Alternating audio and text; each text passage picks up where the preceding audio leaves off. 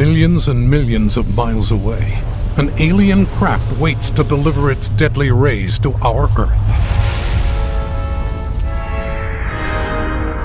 With a magnetic field that can disrupt telephone communications, computer transmissions, even your ability to watch MTV.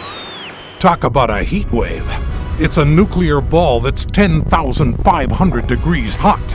Its energy field travels 93 million miles in less than 9 minutes through darkness and interplanetary storms, dodging meteors, sideswiping shooting stars, blasting through holes in the ozone layer.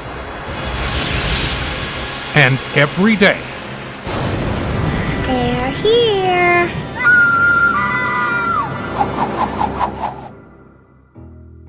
But wait, we're talking about the sun, right? Good day, sunshine. It gives us life, grows food, keeps us warm, all that good stuff. Here comes the sun. Good day, sunshine. Good day, sunshine. Sure, it's hot, but it's cool, isn't it? Yeah, it's all that and more. But there can be too much of a good thing, and when that happens, it isn't good at all. Fact is, there's a dark side to the sun, and it's something all of us need to be aware of and protect ourselves from. You need to practice safe sun. Because no matter how tempting it is to lay out in the backyard, or swim at the beach, or play ball, or ski or snowboard, or drive around with the top down, too much exposure to the sun can be a problem. Now, this isn't about grown-ups keeping you from a fun time. It's about doing something for yourself and taking some easy precautions. No big whoop. But a lot of you are probably saying, I don't always wear sunblock. I'm just so white I need sun, so I don't even worry about suntan lotion. People who are considered pretty are always the people who are tan. I don't really cover up because it's summer and it's hot.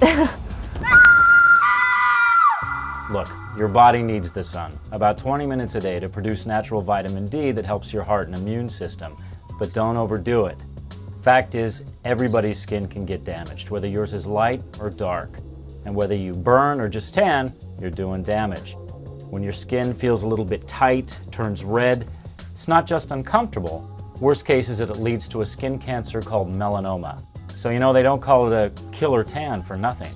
I'll worry about that when I'm much older, 40. I'll probably worry more in the future, but right now, I don't care that much. You figure when you're older, that's when you need to start worrying about, sun exposure and stuff. Right now, you think it's okay? Don't be so sure. Melanoma is the leading cause of death among women in their late 20s. And guys, nearly every hour someone in the US dies from it. But how about if you could get a little color now, look good, and not have to worry about how you look or feel later on? That's pretty cool.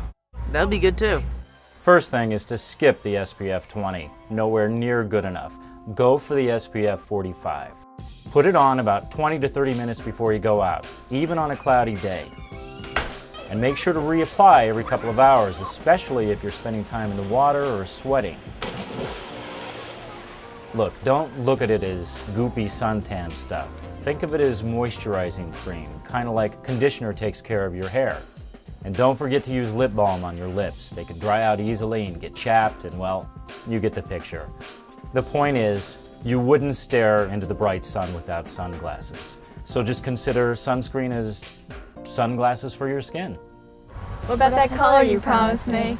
With SPF 45, you'll get some color, but there's another way to get even more color. Look at today's stars in TV and movies and in People magazine. You don't see Nicole Kidman, Renee Zellweger, J-Lo, or Beyonce with deep, dark tans. They're smart about their skin tone. And when they want or need color, they don't risk baking in the sun. I think they go to tanning salons. No, no, no.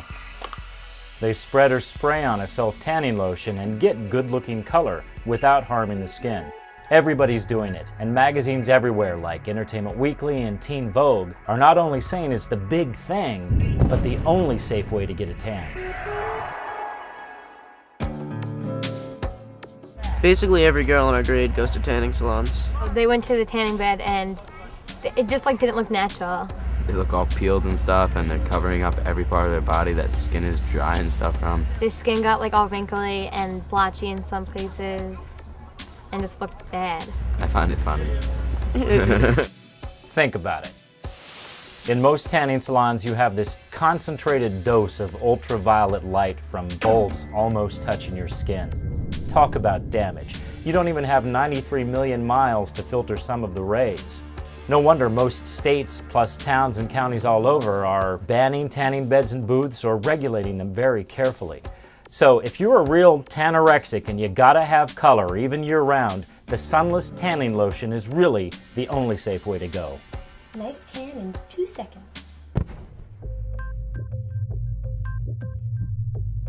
But the real dark side of the sun? It's just too easy to get a kind of cancer, melanoma, when you don't take care of yourself. And it's more likely that you'll get a melanoma than lots of other things. Being struck by lightning.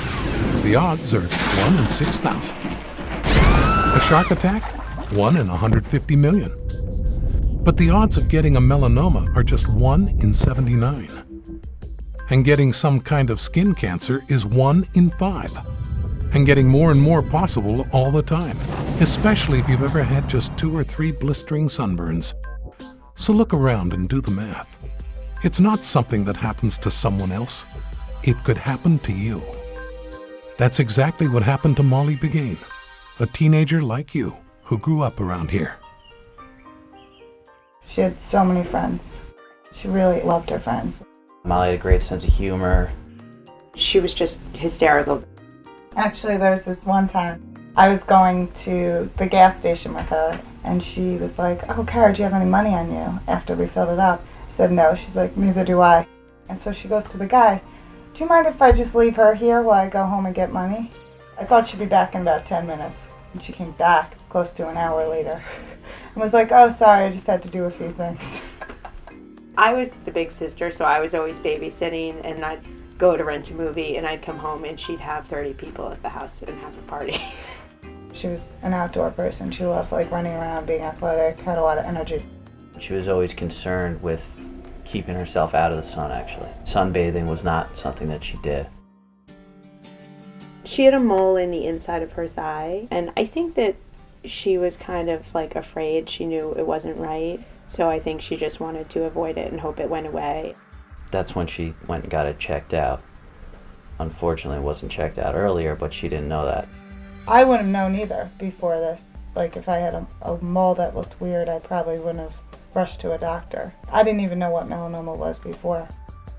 After going through 4 rounds of chemotherapy and after having surgeries and radiation and all that stress, it was 6 months from the diagnosis in April until November 1st she passed away. She was at school, going out. She was still doing everything that she was doing. No one would have known. She hadn't felt sick or looked sick from the outside that would suggest that something was wrong.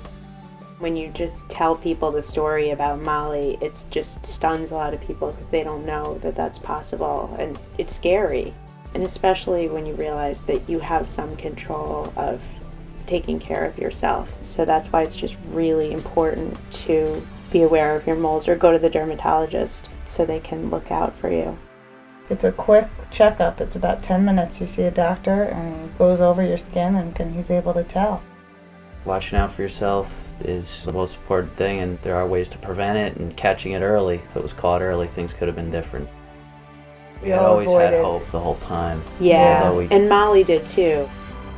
If Molly were alive today, she would be 25.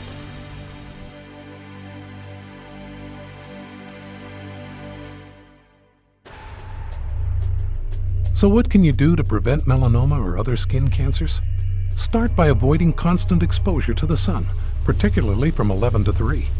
And remember, you can get a tan or even a burn on a cloudy day, even in the middle of winter. So take along your own shade, like a hat with a wide brim, tightly knit shirts or tops that have sleeves you can roll down, sunglasses. And of course, don't skimp on the sunscreen. As we've said, the idea isn't to avoid the sun, just to practice safe sun. The next important thing is to look at yourself in the mirror, your whole body, and see what's looking back at you. A melanoma can start growing anywhere, and because you can't see everywhere, ask a friend or family member to help. Can you check what I can't check? Yeah. You're looking for a mark that wasn't there a couple of months ago. It could be anywhere, like the backs of your legs, on your scalp, even the bottoms of your feet. And if you do find something, getting to a doctor can make a life or death difference. Good, thank you. What you're looking for are moles. Some people are just predisposed to having them. And most of the time, a mole or birthmark or freckle is perfectly natural and just makes you, you. But others spell trouble. And they're spelled A-B-C-D-E. A is for asymmetry. If your mole is round, no problem. But if they're irregular in shape, that could be a problem. B is for border. Again, if your mole has smooth, even edges, that's okay. But melanoma lesions often are uneven, so be on the lookout for something like this. C is for color. Most normal or benign moles are a single shade of brown, but a melanoma often shows up in many shades of brown, even black. D stands for diameter. Most marks are about the size of a pencil eraser or smaller. Melanoma lesions, even in their early stages, tend to be bigger. E is for evolving. Moles shouldn't grow. If they do, they usually spell problems. You can even use your digital camera to take pictures of your skin, like a personal inventory of moles and freckles, so when you check from month to month, you can see if there's something that wasn't there before. If you pass this test, that's terrific. But keep checking every month, because melanoma cells have this nasty habit of jumping around under your skin and popping up someplace new. And it wouldn't hurt to see a dermatologist regularly, just to be sure.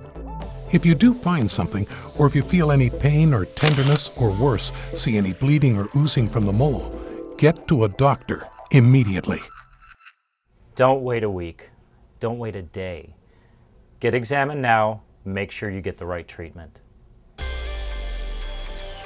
Look, all of this may seem like a lot and you've got plenty of things on your mind, but think about this. The vast majority of people who get skin cancer at whatever age usually get it because they don't take care of themselves when they were your age. There's no such thing as a safe tan.